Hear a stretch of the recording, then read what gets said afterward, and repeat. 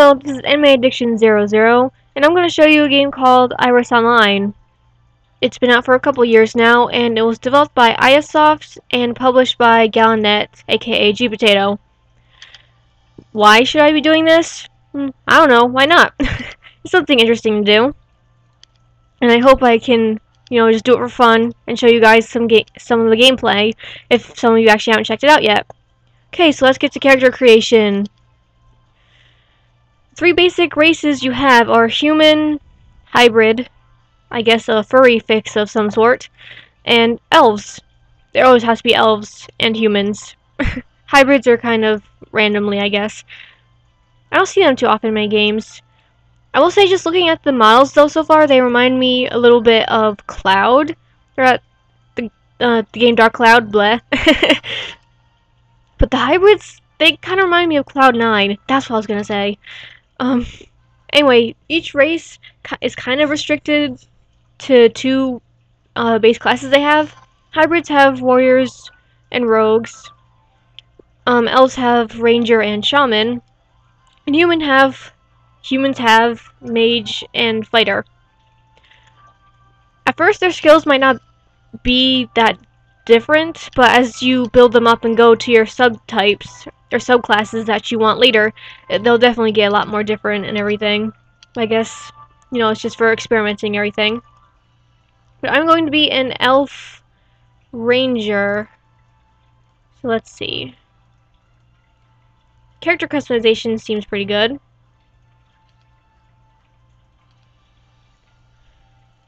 And let's see.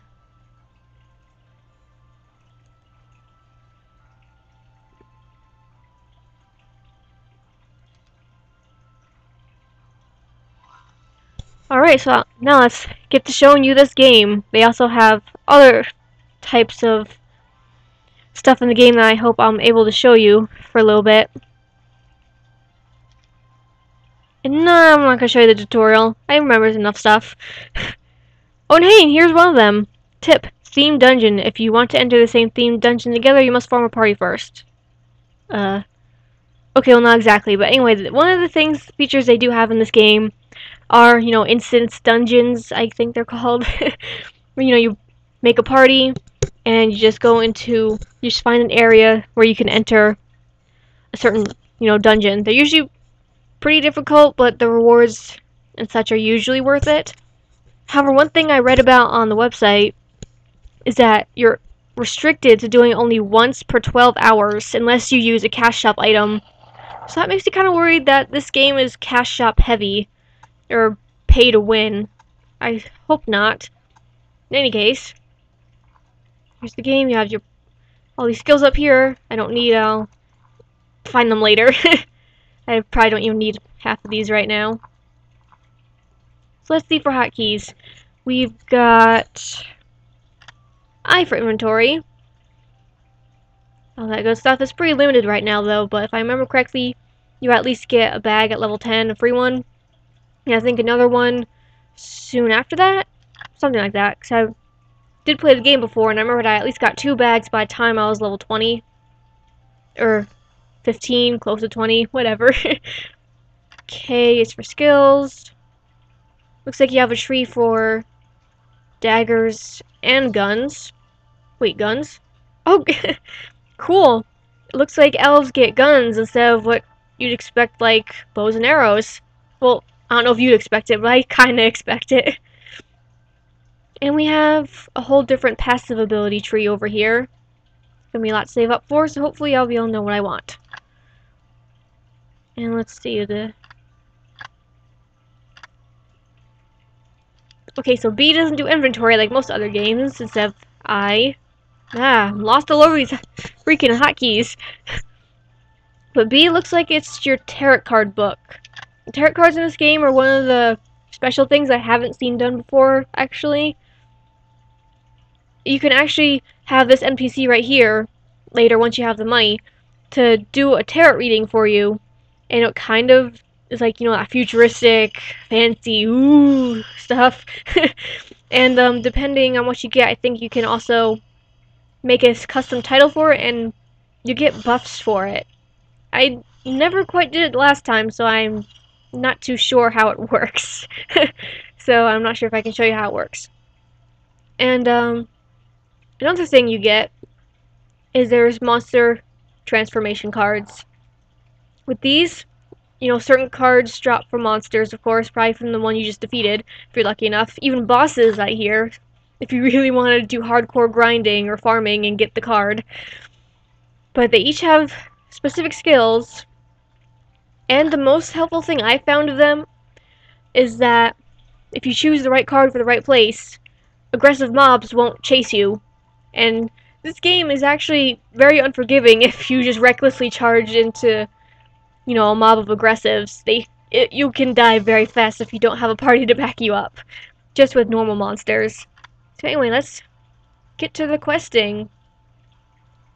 Yeah, blah blah, I'm not gonna read it. It's all this important story stuff, but I guess I'll leave that to you guys to read it if you tried it or you want to try it.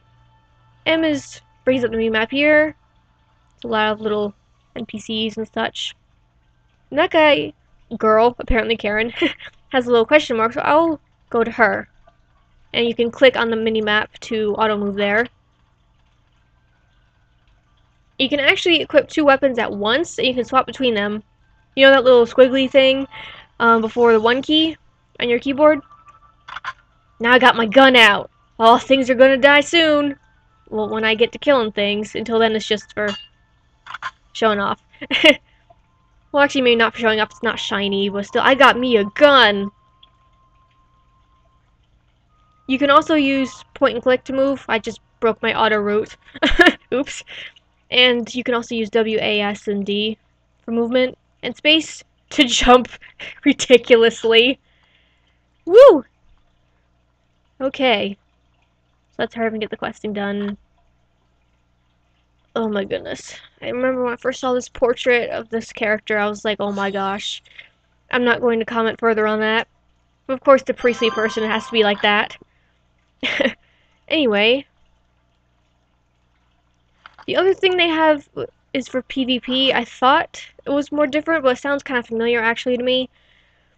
They have, of course, the usual duels where you spontaneously, I challenge you to a duel to the death.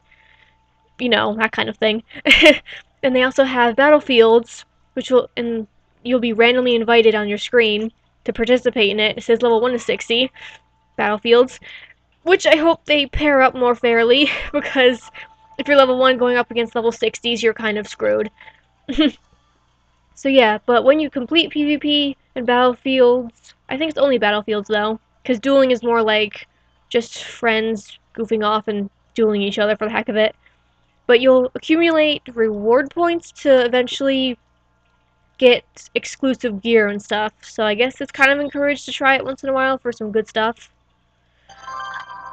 So yeah, PvP. Try it out, I guess. So you get some cool gears. Although I still personally never tried that either. There's a lot I haven't tried out in this game, actually. Oh god, that jumping is ridiculous. I think I mentioned this before, but I can't help it. The models just somehow remind me of Dark Cloud. I don't know why. And whoa, that's like a mechanical owl mount that lagged and made me miss half of it. Ugh, lagging sucks. Every gamer knows this, and so ah crap, not again. Thank you. Ugh. Geez, sorry about that. And apparently, every day you sign on, you'll get a daily bonus. Like, I apparently get attack power plus 8 and physical evasion value, which is pretty helpful for my rogue. And this is also the warehouse guy, so I'll be returning to him later to hold my stuff. And continue the quests here.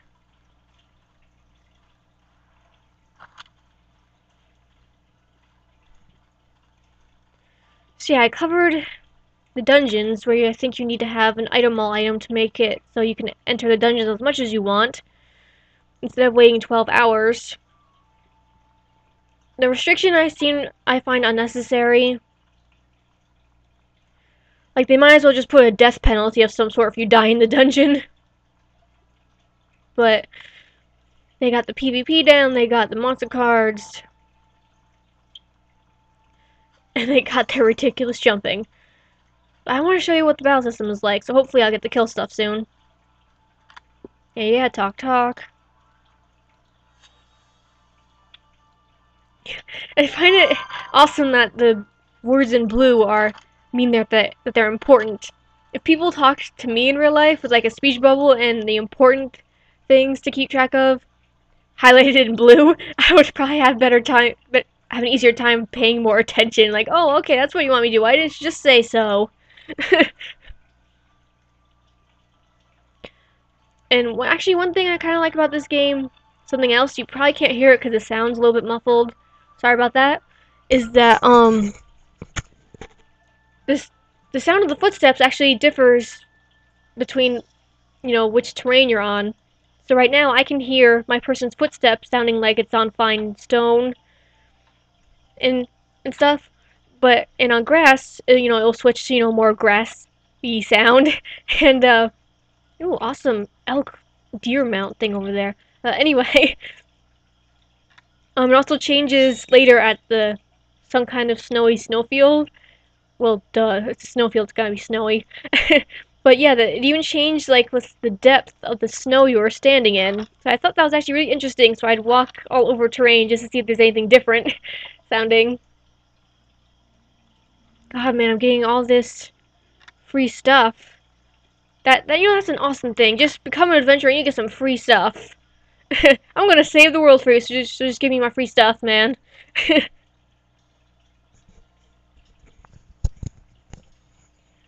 Traveling to location, because I'm lazy and use auto move a lot.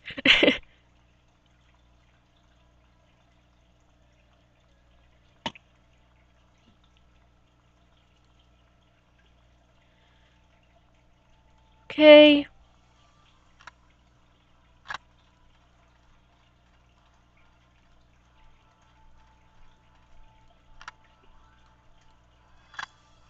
Yes, I get to kill things!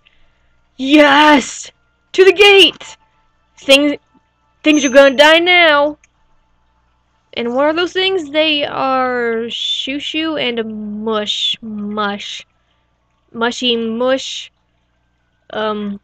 Yeah.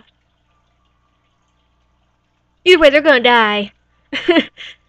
Finally, I get some EXPs. The exciting way, sort of. As long as it's not grindy.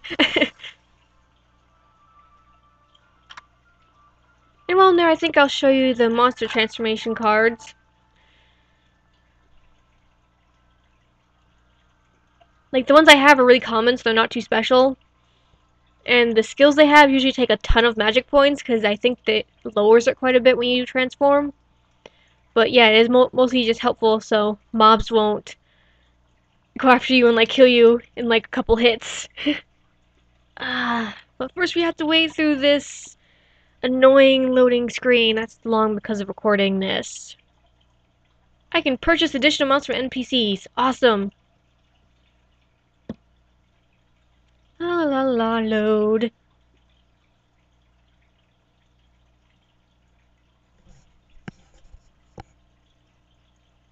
Oh my goodness.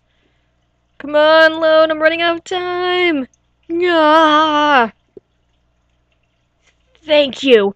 Oh, ugh, I was tense, man. It's kind of close. Man, that jump is ridiculous. Yeah, it's ridiculously awesome. Alrighty. Time to kill some bouncing mushrooms. Ooh. Oh, dang. That was quick. So I can two-shot them. Well, double shot, then shoot. And E is auto loot. And let's see, I can show you a card right quick. It's mush against mush, which is going to win? Oh shit. Apparently I will win. Boing, boing, boing. Okay, so I'm running out of time. I wish I could have shown you more, or given better explanations. But hopefully it wasn't too boring, and you'll consider trying the game out, because it's really not a bad game, if you like this kind of style of game. And maybe I could make another video when I'm higher level, show you more stuff, as soon as I figure out how to do it. Anyway guys, later.